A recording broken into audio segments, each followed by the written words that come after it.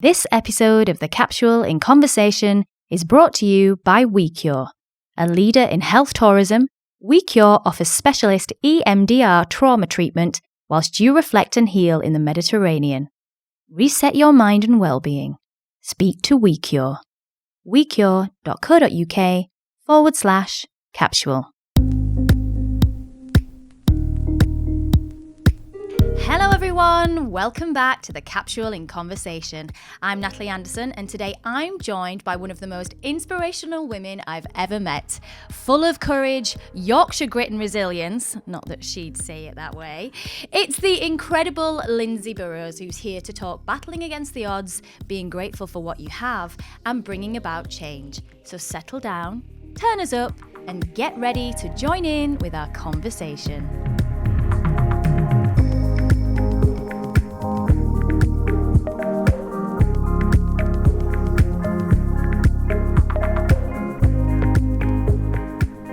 Hello all, thank you so much for joining us today. It's so lovely to have you with us for our very last podcast of Series 3 and of 2020. Goodbye 2020. And it's also our official podcast first birthday today too, as our very first episode went out exactly a year ago today. Can you believe it? What a year it's been, eh? And even though we've spent half of it locked down, we have soldiered on with grit and determination to make sure we bring you conversations of inspiration all year long. And speaking of soldiering on, today I'm joined by another very special, inspirational woman. She's a spinal clinical specialist, mum to 3 gorgeous children, and the wife of retired rugby league star Rob Burrow. She's fighting the good fight for those suffering with motor neurone disease alongside her husband. It is the wonderful Lindsey Burrow. Hi, Lindsey. Hi. How are you? I'm all right, thank you. Thank you so much for being with me today. It's an absolute pleasure to have you with me in the studio. It's so lovely to actually get the opportunity to talk to you face to face, albeit at a safe distance. Now, 2020 has been an absolute roller coaster of a year for you and for your family. But before we talk about that, firstly, I want to ask you how you are because it was your birthday this week, wasn't it? It was yesterday, yeah. Yeah, and how was it? It was good, yeah. Just lockdown birthday, wasn't it? And, you know, I don't like a lot of fuss, but yeah, we had a takeaway and Rob got a cake and we had it at home with the kids. So, yeah. So a nice kind of family birthday. Yes. As you say, lockdown in your bubble. Absolutely. Now, you live in Pontefract, you're from Yorkshire, and you met your lovely husband, Rob, at the age of 13. I mean, childhood sweethearts, yeah? And now, if I'm right in thinking, didn't you go out on a date and stand him up? I did, yes. So I first met Rob through dancing. So I used to go to the same dance school as Rob's 2 sisters. I thought you were going to say as him then. I was like, I know he was a rugby player, but I didn't know he was a dancer. And I think one of the first things I noticed about Rob was how small he was. And looking back now, it's quite funny because my dad had always said to me, you know, marry somebody with some height. And I think Rob was probably the smallest person that I could have found. But what Rob lacked in height, he certainly made up for in his personality. And so we met at this dancing presentation and he got my number and got in touch with me and we'd arranged to go to the cinemas, and then through a friend my mum had found out that I was supposed to be meeting Rob, and so I got a bit embarrassed being, you know, a teenager and decided, oh actually, you know, I can't go now, so I did stand him up the first time, so I'm sorry, Rob. Oh, but then you know, you were like what, 15 at the time? Yes, yeah. And you've said in interviews previously that you knew that you wanted to spend the rest of your life with him. Now, how did you know? I mean, tell me, what was it at first that kind of attracted you to him? So Rob just has an absolute heart of gold. You know, he's the most kind and loving person that you could ever meet. And he's just so family orientated and such an absolute hands-on dad. You know, he's always sort of treated me like a princess, and I know that's a bit of a cliche, but he has. You know, he's just couldn't ever do enough for me, and it's just such an honour and privilege to be Rob's wife. I mean, you've been on such a journey together, haven't you? Because, you know, Rob had such a prolific rugby career before retiring in 2017. Yeah. And, you know, being part of the Leeds Rhinos at that time, you know, going through like winning 8 Super League titles and, you know, getting married in 2006. You've been married for 14 years. Yeah, a long time. Now, that journey, I mean, tell me what that was like for your family, you know, going on the road and the excitement of, you know, being part of that rugby family of such an acclaimed team as well. Yeah, and it was amazing. But I think the one thing about Rob is that he's just so level-headed, is just so down to earth. And, you know, there was always the rugby side, but then there was always the family side. So Rob was never, you know, some players I think, you know, might use this kind of stardom to, you know, oh, look at me, I'm so-and-so, you know, I play for Leeds Rhinos. But Rob was never like that. You know, he always had time for people, always had time to sign autographs, and he'd always make time for people.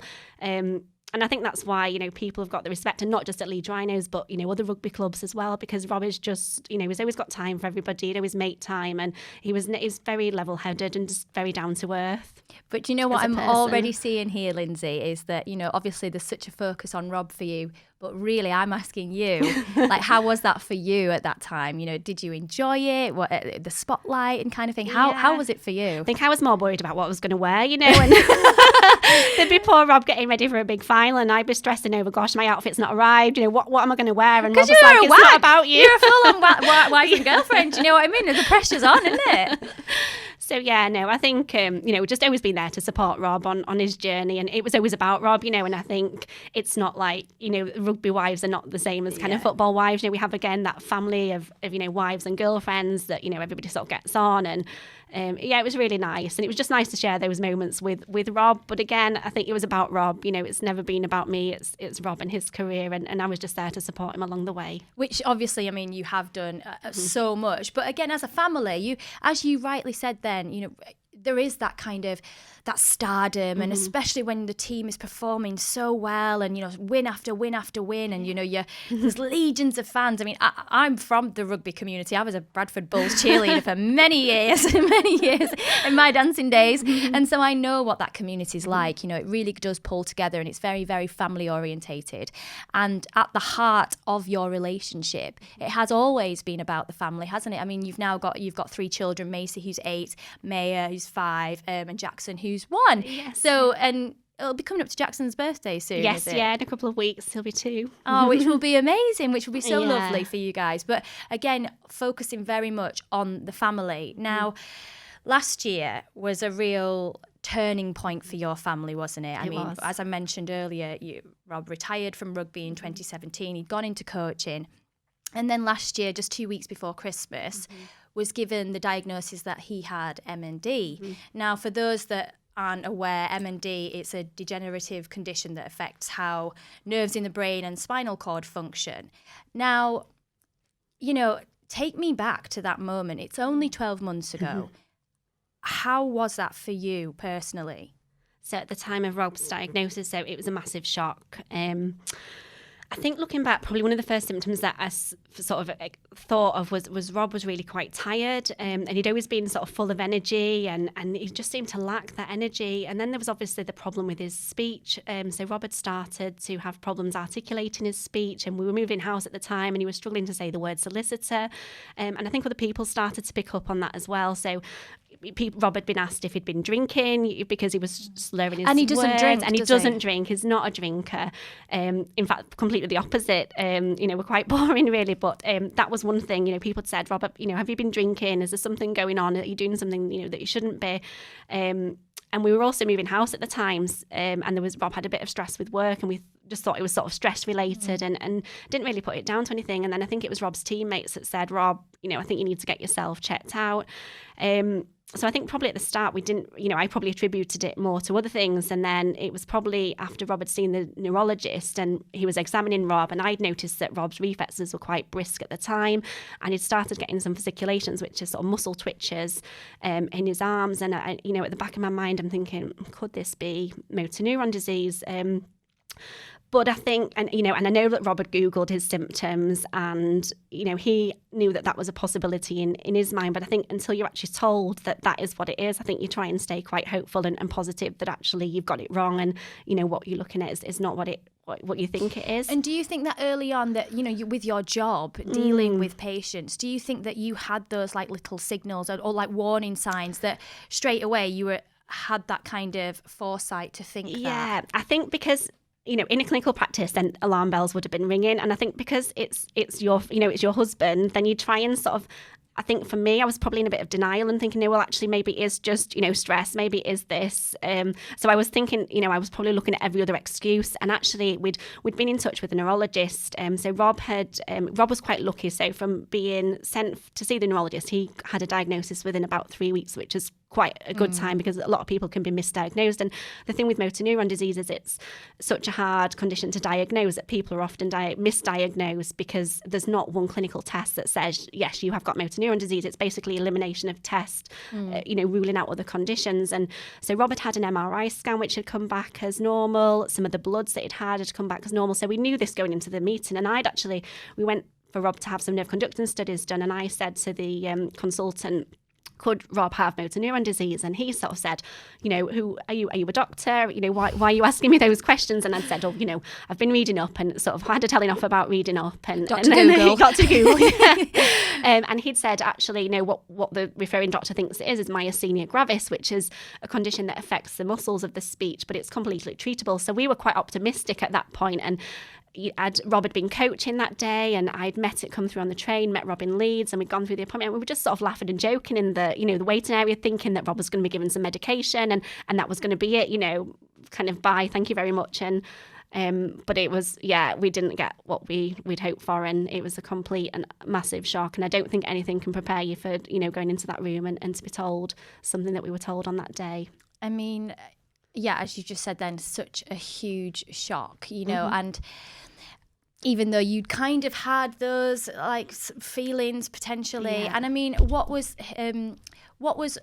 Rob's reaction to you? Because I'm right in thinking, aren't I, that he kind of said, I'm glad it's me and not the kids. Absolutely. That was what Rob said. He was a tower of strength for me. He actually drove home from that appointment because I was just in such a state that I couldn't drive home. And I think being a physiotherapist and seeing these patients firsthand, and just knew how devastating this disease was. And I think if you ask any medical professional, they would say to you that the one thing they didn't want to get is motor neuron disease. And I just, I knew what we were in for, I think, at that point. And I think, you ask the question of how long, and Rob doesn't remember me asking that. So I think, he was just so strong, and it was just, an absolute tower of strength to me. And he was, it'll be okay. And, his attitude and his exact statement was, thank goodness it's not you and it's not the kids, it's me. And that was just, that was his reaction. Because the diagnosis that they actually said when you asked that question, they said around about 2 years, didn't they? Yes, yeah. Now, for you, you met the love of your life at 13, and then all of a sudden you're being given this news. As you said, I expect a huge shock, and then having that pressure, I suppose, as a mother to then have to go and speak to your children. Absolutely. Now, as a mum, how did you deal with that? So telling the children was probably one of the hardest things that I've ever had to do as a mum, telling your children that the dad has a life-limiting, incurable disease, was just heartbreaking. And I was still struggling to get my head around it at the time. And I didn't know if I was ready for them asking me questions. And I certainly didn't have the answers for them, because we hadn't been given the answers. We'd been told that this is what Rob has. There's basically no treatment, no cure.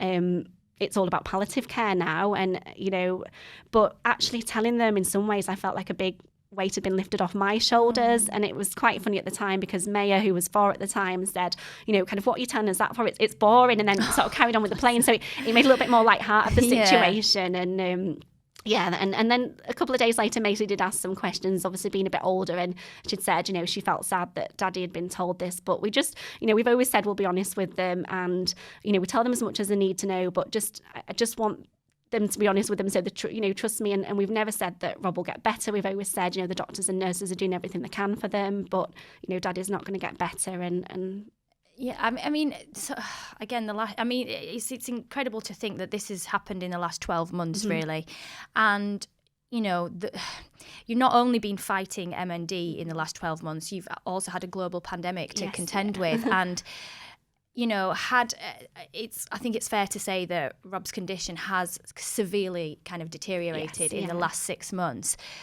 down to the fact of maybe not being able to get to as many hospital visits. I mean, tell me about the impact of the pandemic on you guys. Yeah, so I think, the last 12 months have been really difficult for everyone, for the whole country living through the pandemic. It certainly hasn't made life easy, but I think what it has given us is time as a family where we wouldn't have normally had that. So normally Rob would be coaching, I'd be working. I also have my own private practice. The kids are always at after school, clubs and things. So life is quite hectic. So I think what it has done is it's given us that time as a family unit to kind of spend some really quality time together, even though we've not been able to go out and perhaps make other memories. We've had that time that we wouldn't probably necessarily have had, but it has been tough. And Rob's health, I think since lockdown, since sort of the beginning of March, so pre-lockdown, Rob was still coaching, he was still taking the kids to school. I mean, he played a game in January, didn't he? I think that the deterioration in his health has been a lot quicker than any of us would have expected, really. And I think when he was initially diagnosed, they said 1 year to 2 years, but then we got a second opinion from a doctor in Sheffield, consultant neurologist, and he'd said actually because Rob was young, the rate at which the nerve cells degenerate would be a lot slower, so therefore he was a little bit more optimistic in terms of prognosis. But I think having some medical background, you kind of see that it doesn't just, for Rob, it's progressed quite quickly in that it doesn't just affect his speech now. He's got upper and motor neuron, lower neuron signs. So it affects his walking, it affects his ability to, eat and drink, just things that we take for granted, Rob can't do now. So it has really sort of taken its toll on Rob quite quicker than I expected. But also on you as well, in terms of, going from being Rob's wife to now pretty much full-time carer, as well as juggling a practice and your children, 3 children, 1 very small one. How are you personally coping? So I just try and carry on as normal, and I think that's my coping mechanism, really, and I just try and take each day as it comes, and I'm still working from home 3 days a week. I'm doing the school run and taking the girls here, there and everywhere, juggling everything. I've probably got a few more grey hairs and a few more wrinkles, but and essentially I am Rob's full-time carer now. So as I mentioned, Rob needs help with most things. So don't get me wrong, there are days when I just want to pull the duvet over my head, and I think that's in life in general, isn't it, at the moment, as people are facing tough times with COVID. But I strongly believe that a positive mindset helps tackle whatever obstacles lie ahead, and looking for every positive in a situation. So I try and take a glass half full approach, and try and get the most out of life. And it's about, we can either use this time and be sad and unhappy and dwell on things, or we can make the most of it, and that's what we fully intend to do, make as many as happy memories as we can with Rob. I mean, you said to me, as when we came in today, you're like, well, I think I'm a bit of a control freak. Just a bit. Yeah. And I'm wondering as well, if that sense of right now, there are things you can't control and there are things you can. And do you think it's those things that you can control that are anchoring you and giving you that kind of focus? Yeah. And I think I've learned now that, that there are things that you can't control, and I think you just have to accept that, and, and you just sort of forget about those things and think about the things that you can control, and make the most of. As you say, kind of making happy memories with Absolutely, the kids. yes, I saw one of the children's birthdays, or it was Rob's birthday, and they were throwing water bombs at him, bless him, and he was like, "Oh, great!" And you were having so much fun, and then you trips to the seaside, you're having so much fun there as well. And as you say, making the most of, rather than being kind of, oh well, have that fighting spirit. Would you say that? Coming from a rugby family, a winning family, and that spirit, that's kind of part of who you are as a family. Yeah, and I think Rob's, he's pinnacle to all of that, because I think this, Rob's the one, throughout this that's been the one that's been a tower of strength, and he's actually said to me, Lindsey, pull yourself together. When you're getting upset, that's making me upset, and then it, and that was a turning point for me, and just thinking, if Rob can be so positive, then so can I, and I need to be positive for Rob as well. Because we need Rob to stay positive. There was a beautiful part of the documentary that I watched, which was Rob Burrow, My Year with MND, which was done by the BBC, and it's an absolutely incredible documentary. And there's a bit in it which, if I cry, I'm sorry. I warned you about this. Rob, there was no tears today. Not from you, probably from me. But, during one of the hospital visits where you could see that, Rob had got quite sick quite rapidly, and even the neurologist said that. And he turned to you, and when you could just about muster some words, and he just looked at you and he said, "Are you okay?" And you said, "Yes, I'm okay." And it was such an incredible moment of tenderness between a husband and a wife. And I'm thinking, in some ways, do you almost feel like this huge challenge has brought you closer together as a couple? I think it has, yeah, and that just typifies Rob, that he's always thinking about other people and always puts on the theme, even in this situation, is still worrying about how I feel, and and actually it's not about me, it's about about Rob. And so I think it has brought us closer together. I think probably Rob's ready to divorce me half the time, because I think I still annoy him and still, but it has, it's definitely brought us closer in more ways than I'd probably like to appreciate. But that's what I mean, is like, in terms of, as you said, trying to kind of carry on as normal as possible and have that you've got such a strong bond, again, that you've had since you were children, really. And that understanding of each other. And even though Rob's here with you today, he's at the studio, and even though he can't really speak now, you're able to completely read all his signals, everything. I know when he's mad at me, I know when I know when he wants a cup of coffee, or I know. And it is that deep understanding, isn't it? It is, yeah. But also, in the same documentary, Barry McDermott said about you that to play the sport we've had to be brave, but you spend a bit of time around Lindsey and you know what brave really is. How does that make you feel? It's really surreal, to be honest, because anybody knows me knows that I'm quite a quiet and just a normal, down-to-earth girl. And so to hear somebody say that about you is quite humbling, and it's quite overwhelming. And I just think, are they actually talking about me? Because, I'm just me at the end of the day. And that's, I don't see myself as that at all. I just, get on with things, and I'm there for Rob because, like you say, Rob's the love of my life. And so I've said this to people before. I don't think I'm doing anything different to what anyone else would do in my shoes. I think, I'm just doing what I'm sure you or anybody else would do in my shoes. And so I don't see that at all. Well, I do. So I'm going to disagree with you. But I wanted to speak to you as well about the fundraising, because obviously this is where you guys have put so much focus. And I think, that Rob being the guy that he is and having that purpose, and collectively you've kind of agreed that, right, what you're going to do now is use his platform to raise awareness of MND, and because there's, as you said before, there's very little out there about it, and in terms of the life expectancy, it's so, and the way it gets hold of people is so rapid. So do you think as well that your fundraising challenges and all the people that have come on board as well, with amazing things, do you think that's something that now is your main aim, and it gives you guys a real purpose, and you're out there to really change things for other people? Absolutely. And it certainly does. It gives you something to aim for and to focus on. And anything that I can do to help raise money for research or to just help raise awareness, I will do. And this is not, Rob's always said this is not about him. It's about, the bricklayer or the postman or, somebody that doesn't have that voice, and Rob can use that to help other people that are living with this, devastating illness. And I think he's done amazing. He's such an inspiration to all of us, and I'm so proud of him. And you are as well.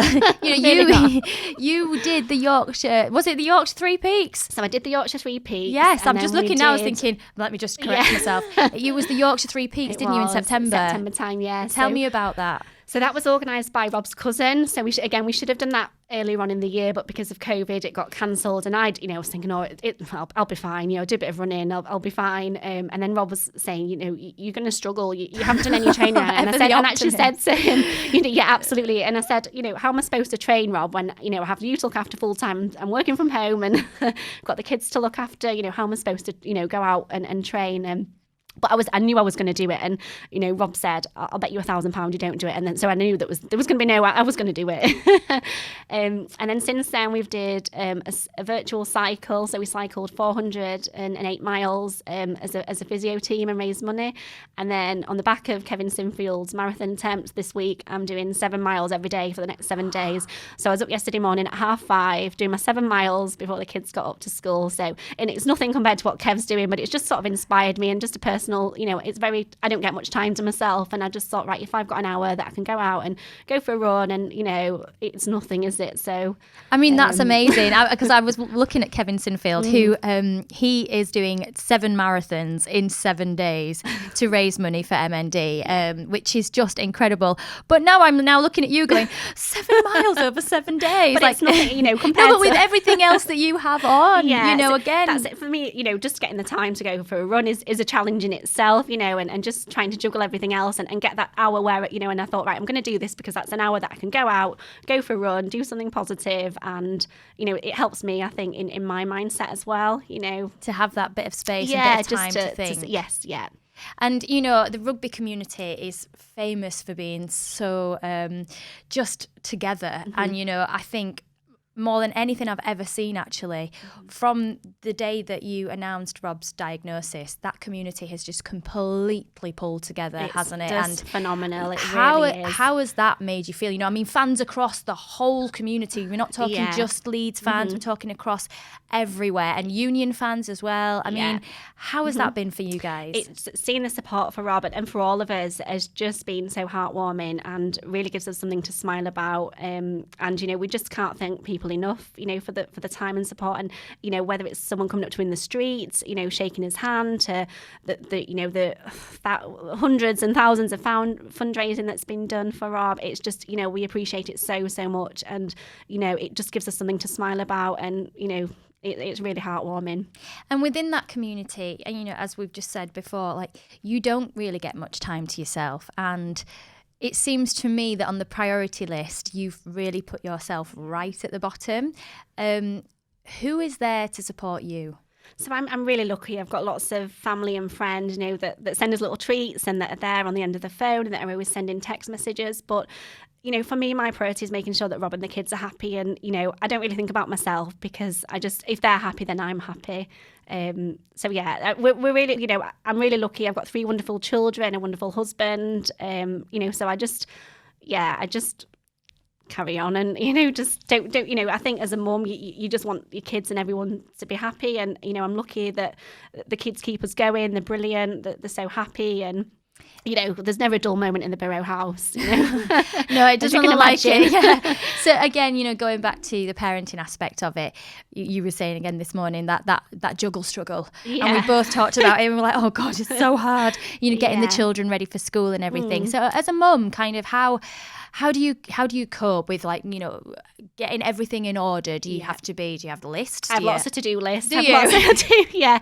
And I think it's just about being organised. So make sure everything's organised the night before, so on a morning I can just get the kids up, get them ready, get the breakfast, and then drop them off at school, come back, then get Rob up, get him in the shower, help him get dressed, help him get downstairs, and I'll feed him his breakfast. Then I'll start my physio work for that day, and then sort of attend to Rob. And, you just juggle things. And I think it's probably not until you actually stop back and take a look and you think, gosh, how do I get through the day? And, how do I get myself dressed, let alone, but you do it. And you just, I think it's probably looking back I look back, at lockdown when we didn't have any support and I was still working from home. The kids are hungry every 2 minutes and you're trying, on the phone to patients and, and I think, how did I do it? But you just do it. You just get on with things and you just get on with life and you just make the best of. No, but how did you do it? Because I'm like looking at you going, I just want to come over and give you a hug and I know I'm not allowed. And then, but I'm like, how did you do it in terms of how did you protect yourself? Or do you just think that the focus was just so important to you and what was happening, you, as you said, you just get on, almost like having a baby, when you like, it's happening and we're going to have to just do it. We just have to do this.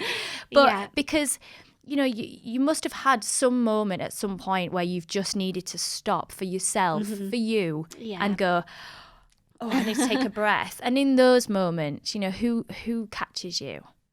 Probably Rob, to be honest. He's the one, that's there all the time, and he's the one that I moan to, and he's the one that, he's seen me get upset, and he shares that with me. So I think Rob, again, Rob is the tower of strength for me, and he helps me through this as much as I help him. Physically, he helps me just as much emotionally. And in terms of your outlook on life now, again, I read something else where you'd said, crikey, our life was perfect Yeah. before. Tell me about your outlook on life now and about being grateful for what you have. Definitely, it does. And, looking back, you probably take things for granted. And I think if you haven't got your health, then it's a massive thing. So I think now it's just making the most of every opportunity that we have as a family. And as I say, trying to see the best in things and trying to stay positive despite, everything that we're going through and everything that Rob's going through. It's just making those memories so that we look back and, and I'd hope, as a parent and as a role model to the children, I hope that that's going to, inspire them in life, when they have times of adversity and things in their life. Life is full of roller coasters up and down, and I'd hope that they will learn from it and see how, we've tried to make the most of, a devastating situation, really. Because there'll be lots of people in 2020 that have had major, life-changing things happen to them. Yeah. It might not be on the same scale as what you've been going through, but to certain families, whether it's job loss or whether it's with COVID, people getting sick. Mm-hmm.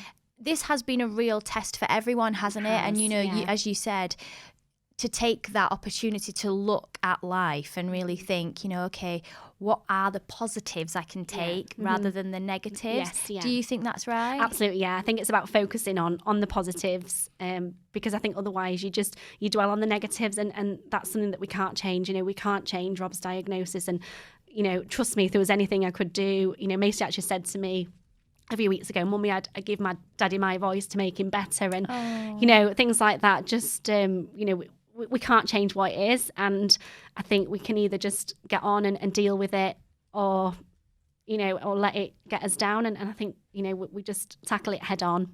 I mean, I started in this introduction and I said, and I knew you would disagree with me. I was like, you're so resilient.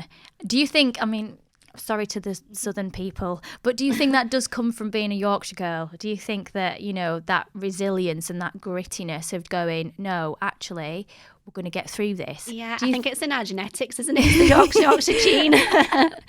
But yeah, no, I think, coming from sort of a working class background, and obviously rugby is a working class, and, that's just who we are. And that's just, I think probably Rob's had a lot of adversity in his rugby career that's made him probably handle this in the way he has done, because he's used to dealing with that adversity, and I think that's made him into the person that he is. And I think, because I spend so much time around Rob, I think that just rubs off on me. So I was going to ask you that. Yeah. Do you think that you've learned so much of that resilience or inherited it almost from being Rob's wife? Absolutely, and seeing him go through those ups and downs, wins and losses? Yes, yeah, because you share those times together, and I think that's, that brings you closer as a couple, as husband and wife, and you share those special times, and like you say, the bad times as well. You go through that together, and I think that's what life's about, isn't it?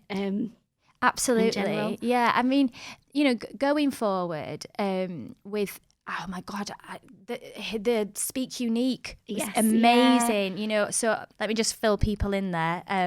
So Rob now, who can't really speak too much now, can he? And it takes a lot of his breath, and it's kind of not able to do that now. But there's been an amazing app developed with Speak Unique, which he's been able to kind of record a story that then he can now kind of speak to you guys and to anyone else via this app. So if he types it in, it's his words that come out. Tell me about that. Has that been life-changing for you guys? Yes, it's a brilliant communication tool, and and we're relying on that now just day in, day out, because Rob can't communicate through norm, like you or I. So he uses the app quite a bit now. I think he finds it quite frustrating because it does take time when he's typing out. So I think sometimes in conversation he'll probably not join in because he thinks, the effort of typing it in. But it's a brilliant app. So they recorded it probably around January, February time. So quite early in Rob's diagnosis, when he was still able to articulate words. Was that offered to you quite quickly then? Because they thought because could take hold quite quickly. It manifests, as I say, when Rob was initially diagnosed, it manifested in the bulbar region, which are the muscles in his speech and swallow. So I think they quite quickly identified that, speaking and eating and drinking would probably become quite a problem for Rob quite quickly. Whereas in other people, it affects more, their arms and legs in terms of their function. So yeah, it was offered to us. I think it was around January, February time that Rob did the recordings, and then he got sent the app. So he basically just types in as if he was typing a text message, and then presses a little button, and it speaks out. So it's great for telling the kids off. It's great for, it means he's still, he's got that communication aid, which is vital. I love how practical Rob. you are. You see, she's even now being so practical. I mean, just, tell me about that moment, though, when you were first able to hear his voice, because it sounds incredible, doesn't it? I mean, yeah. What was that like for you guys as a family? So I think we were really lucky because Rob's done lots of interviews. There's lots of audio recording, so they were able to use that in doing the app. So I've heard some other apps perhaps sound a bit robotic and not quite the person, but I think for me, I can hear Rob's voice in that. So it is like, it's Rob, isn't it? And it's nice that we've still got that part of him with us, and especially for, I suppose, kind of Jackson growing up. He obviously has heard Rob's voice, but at least he can still hear him, as he spoke. So I think they've done a really good job, and we're really grateful to them. I'd only hope people know that they are not alone. My sole goal is to make a difference and rid the world of this horrible disease. It is amazing. It truly is amazing. And, again, that comes with research and technology. And where are you looking to go now with your fundraising and, with your campaigning? Yeah, I think it's just, raising as much awareness, raising as much funds into research, and hopefully one day that there might be a cure, for this disease, and we'll just keep pushing and doing as much as we can, and keep fighting. And even though, previously you've had your life in the spotlight, you said to me before, even in the height of Rob's career, we're really private people. Tell me how you've dealt with suddenly all of this kind of now being in the media and you being in the spotlight. How has that been for you personally? Yeah, it's quite overwhelming, I think, at times, because, I'm just a normal girl and suddenly, seeing yourself on television and being asked to do interviews, it's quite a bit surreal and, it's very humbling at the same time. And but yeah, it's hard, and I think, and I don't like saying no as well as the other things. I end up, agreeing to all these things, and I'm thinking, what am I doing? But no, it's good, isn't it? It's anything, as I say, it's not about me, and anything that I can do to raise awareness that's going to help fund research, I'm going to do in a heartbeat, without a doubt. And do you think as well it's made you grow as a person, and like you've grown in the last 12 months, probably more than you could have ever imagined? Absolutely, because 12 months ago I wouldn't have been sat here, doing this interview and been saying that, no, you're okay, thank you, but no, thank you. So I think, yeah, it does. I think, the reason for doing things, it's just that incentive to actually, me doing an interview is nothing, is it, compared to what Rob's going through. And, so if he can go through that, I can do an interview. It's not a big deal. And just, before we have to kind of finish up, for anyone else out there at the minute that is struggling, because it's a dark time right now, and we are coming to the end of 2020 and hopefully going into 2021 with a little bit more light. From somebody's perspective of who is really battling adversity, what are your words to other people out there that might be feeling a bit down, that might be feeling a bit overwhelmed? Yeah, I think it's, we never know what's around the corner. So I think you've got to make the most of opportunities and be thankful for what we've got, and try and see the positives in times of adversity and tough times. And as I said before, I think it's trying to keep the glass half full approach and just trying to keep that positive mindset. I think we can both agree, though, that life is very precious, isn't it? It is, yeah. Make the most of every day, and live life to the full. And I think as well, you can say that, having met the love of your life at 13 years old, some people don't get to meet the one ever, and you met your love of your life and the years and the journey that you've both been on together. It's precious, isn't it? It is, yeah. And we've been so lucky that we've had, lovely holidays, and we've had, we've got 3 lovely children. We've got 2, beautiful families that support us, and just all that keeps you going. And so, yeah, I think I think and that all probably feeds into who we are today, because we've had, we've made amazing memories. And, I think looking back, you kind of, sometimes maybe think, oh, we should have done this, I wish I'd have done that. But I think we can safely say we've ticked those boxes, and, we've done. And we should all live life to the full. Absolutely. Yeah. I mean, Lindsay, when I discussed doing this episode with you, you said to me, I'm just little old me. I don't think I'm very interesting. Well, I can assure you, you have been the most incredible, inspiring guest. Thank you. You truly are an inspiration. And I've absolutely loved having you with me today. And honestly, you really... It is about you. You've said so many times in this interview, it's not about me, but it is about you. You are carrying your family. I said I'd do this. I'm so sorry. You're carrying your family. You are being a spokesperson for your husband, and you're doing an incredible job as a mother, as a wife, as a campaigner, just from a woman to a woman. I just want to tell you, I truly think you're amazing, and I'm so grateful that you gave me this opportunity to talk to you. Thank you. And I really, for our listeners out there, I hope you've taken so much away from Lindsay and, can go into 2021 with a positive mindset, knowing, actually life is there to be lived. I wish you guys, Lindsay, the most wonderful, special Christmas with your family. And, we will support you every step of the way in your fight against MND. I hope you guys at home are all right, and I wish you a great Christmas as well. If you'd like to find out more about how you can get involved with fundraising for MND, then please visit www.mndassociation.org. You can also find Rob's BBC documentary, Rob Burrow, My Year with MND, at BBC iPlayer. It is an incredible documentary. I do urge people to go and watch it. And you could also follow his journey on Twitter at Rob7Burrow. If you'd like more wellbeing, fashion and beauty content from us, you can also visit us at our website, www.thecapsule.co.uk, where you can also catch up with our previous podcast episodes by visiting the In Conversation page. Do leave us your rates and reviews, as I do love hearing your feedback, and it'd be lovely to listen to it all and read it all through Christmas as well.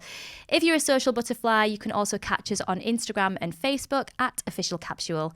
Thank you so much to everyone who's tuned into us over the past year, and to all of my amazing guests. It's been an incredible journey with you all. We will be back in the new year with more conversations of inspiration, but until then, I hope you all have the most wonderful Christmas and New Year, however you're able to spend it. And so today, all that's left for us to say is goodbye. So it's goodbye from Lindsay. Goodbye. Thank you. Thank you so much. And goodbye from me. This episode of The Capsule in Conversation was brought to you by WeCure. Specialists in EMDR, trauma and mindfulness therapy, WeCure offers one-of-a-kind treatments whilst you reflect and heal in the Mediterranean. Reset your mind and well-being. Speak to WeCure. WeCure.co.uk/capsule.